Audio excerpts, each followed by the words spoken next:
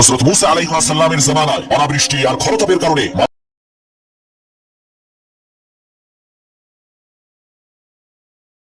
দেশের মাঝে হাহাকার লেগে গেল। সারা দেশের মধ্যে খাদ্য ও পানি সংকট দেখা দিল। রোদের উত্তাপে গাছের পাতাগুলো নুয়ে পড়ল, গৃহপালিত পশুগুলো মৃত্যুমুখে দাবিত হলো। এই দৃশ্য দেখে হযরত মূসা আলাইহিস সালাম তার উম্মতদেরকে সাথে নিয়ে বিশাল এক ময়দানের মধ্যে নামাজ পড়ে মহান আল্লাহ তাআলার দরবারে বৃষ্টির জন্য দোয়া করলেন। কিন্তু দোয়া করার পর রোদের তাপ আরো বেড়ে গেল। হযরত মূসা আলাইহিস সালাম অবাক হয়ে আল্লাহ তাআলাকে বললেন, আল্লাহ ইয়া রাব্বাল আলামিন, প্রচন্ড তাপদাহে আমরা শেষ হয়ে যাচ্ছি। অসহ্য গরমের কারণে আমাদের জান কণ্ঠনালীতে এসে গেছে। আমরা তোমার কাছে বৃষ্টির জন্য দোয়া করলাম, রহমানুর রহিম, কিন্তু তুমি বৃষ্টি না দিয়ে রোদের তাপ কেন বাড়িয়ে দিলে? তখন আল্লাহ তাআলা ওহী নাযিল করলেন, হে মূসা, তোমার সামনের এই বিশাল জামাতের মধ্যে একজন লোক আছে যে 40 বছর পর্যন্ত আমার নাফরমানি করছে। একটি মুহূর্তের জন্য সে আমার নাফরমানি থেকে গাফেল হয়নি। এই লোকটির জন্যই আমি বৃষ্টি বন্ধ করে দিয়েছি। এই লোকটিকে তোমাদের এই জামাত থেকে বের হয়ে যেতে বলো, না হয় তোমাদের দোয়া কবুল করা হবে না। তখন মূসা আলাইহিস সালাম বললেন, হে আল্লাহর নাফরমান বান্দা, তুমি যে হও না কেন, তুমি এক্ষুনি আমাদের এই মজলিস থেকে বের হয়ে যাও। তখন সেই গুনাহগার লোকটি মনে মনে চিন্তা করলো, আমি যদি এখন এইখান থেকে সবার সামনে বের হয়ে যাই তাহলে সবাই আমাকে চিনে ফেলবে। আমি যে আল্লাহর সাথে নাফরমানি করেছি, আমি যে একজন গুনাহগার বান্দা, আজ আমার মান সম্মান সব ধুলোয় মিশে যাবে। আর আমি যদি বের না হই তাহলে বৃষ্টি হবে না। এখন তো আর কোনো উপায় নাই। তখন সে কোনো উপায় না দেখে তার শেষ অবলম্বন মহান আল্লাহ তাআলাকে বললেন, আল্লাহ,